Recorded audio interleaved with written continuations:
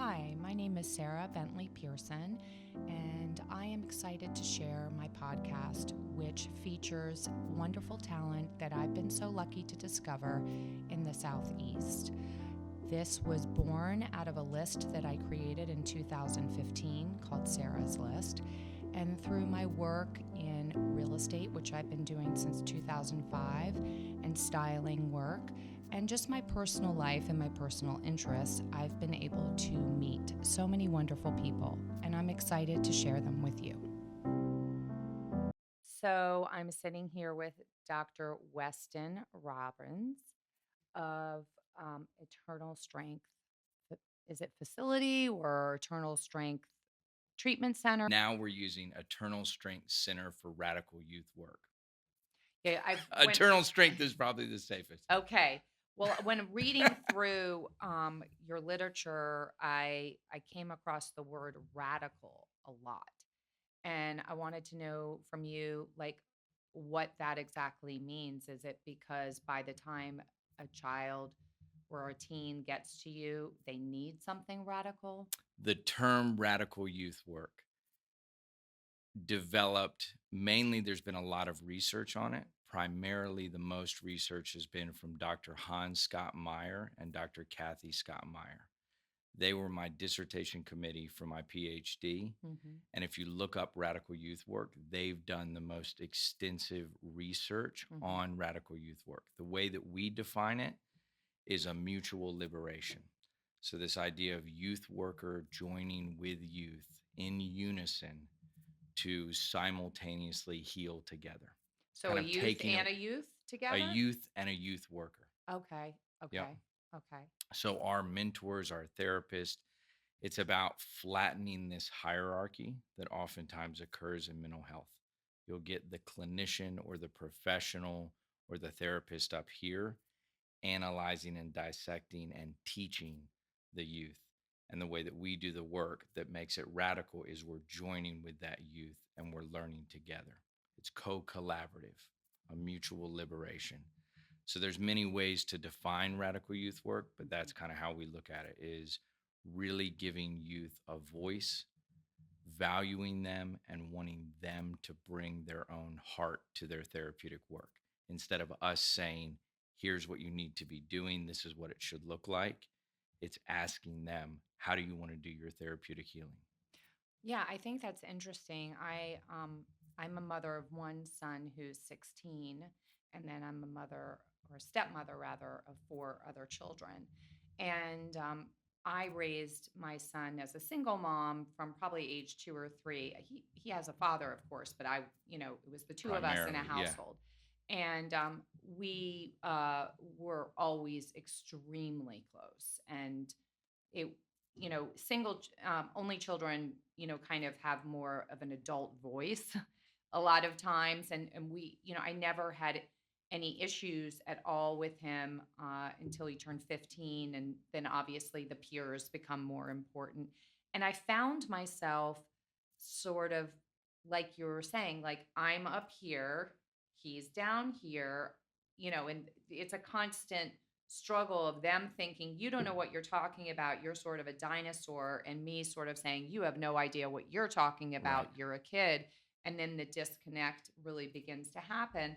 And I'm somebody who loves to learn and figure out what I'm doing wrong. And I read Parenting with Love and Logic when he was little, and then Conscious Parenting. So you Yeah. had, what is that doctor's name, who Dr. Shafali. you had her on Yeah. your podcast, which was on YouTube. And, you know, I love how she says that, the child is here to teach you.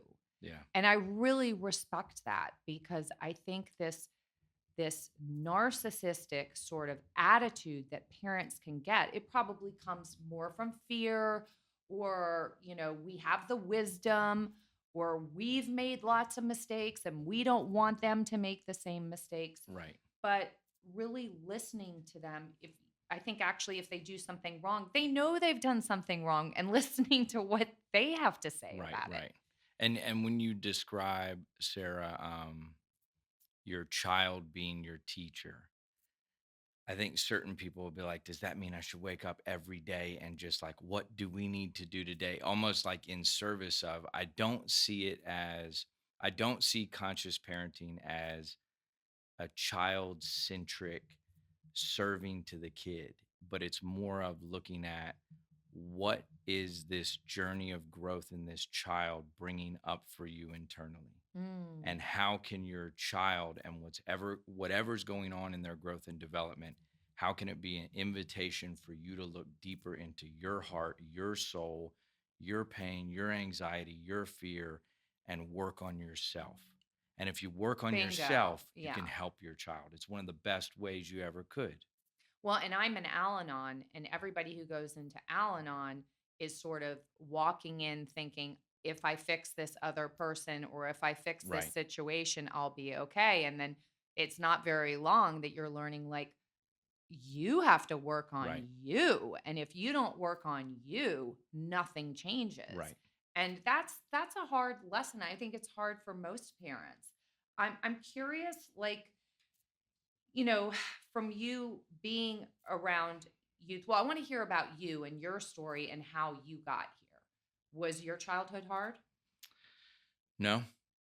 I was thinking about, gosh, I go off on such tangents. I had a beautiful childhood. I really did. My mom is incredible.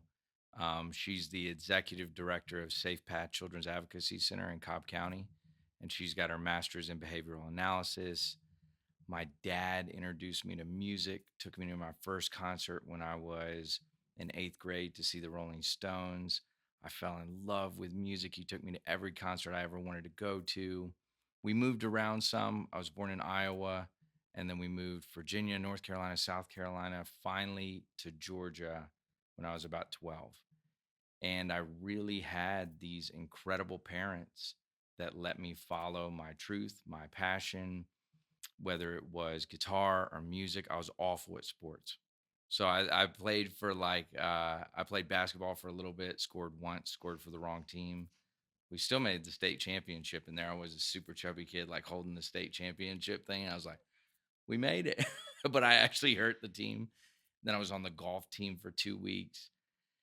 I didn't have what I would describe as a hard childhood. I went through growth and development. I had a loving, supportive family, and then 17 to 23 were really rough years for me. And I think that had a lot to do with my impulsive nature, curiosity, heavy risk taking, experimentation, sensation seeking. What does that mean, sensation seeking? I was an adrenaline seeker. So when I would get with my friends, it was, what does the day entail? It's full of potentiality. We could do whatever. Let's just go explore the world. And so with that came a lot of risk taking. I can remember I had this one friend, Scott. Shout out to Scott. I won't say his last name, but when we got together, we were like on fire in the best way, from a connective place as these young dudes. But we'd go steal clothes, wreak havoc, steal. I remember I lived in Powder Springs, Georgia, growing up, and there was the "Welcome to Powder Springs" sign. I stole that with all my friends, put it in the garage. My mom was like, "What the are you doing?" Like this, and I was like, "It's all good."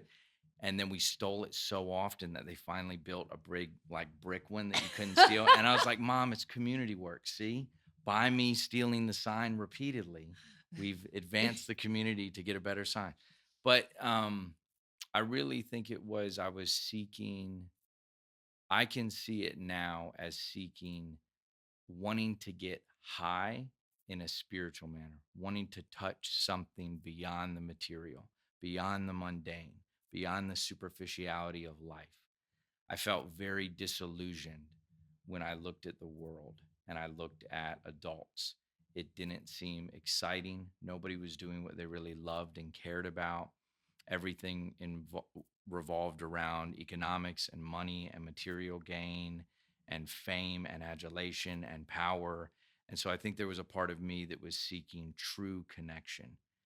But in that pursuit, um, came drug use. Mm-hmm. And drug use was a curiosity, something that I never thought I'd delve into. I mean, I grew up in the just say no era, and they'd bring all the drugs out to the schools and show us how horrific they were and videos. And we do just say no posters, crack is whack, all this stuff. And so I remember coming home and saying to my mom in eighth grade, or maybe even younger, like, I'm worried the drugs are going to get me. And she was like, you don't have to be worried at all. Like, the only way they get you is if you go use them. And I'm like, who would ever do that? I couldn't fathom it as a young child. But fast forward to 17, um, I became curious about marijuana. I had some friends that I really idolized. When I was 17, I started working at a CD shop, music store, and my friends were probably in their early 20s, and I thought they were the coolest. And little did I know they were struggling themselves, but I idolized them, wanted to grow up, wanted to be on my own. And so got introduced to marijuana, fell in love with marijuana, had a um, 7-year long love affair.